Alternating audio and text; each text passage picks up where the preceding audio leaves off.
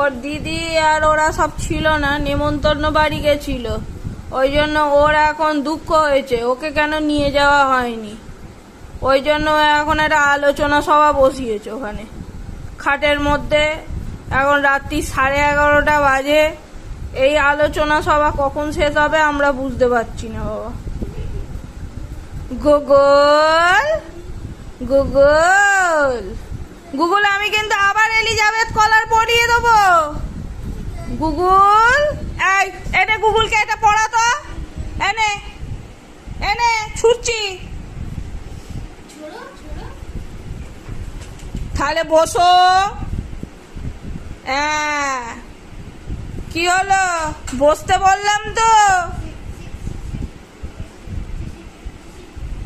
আলোচনা শেষ হয়ে গেছে।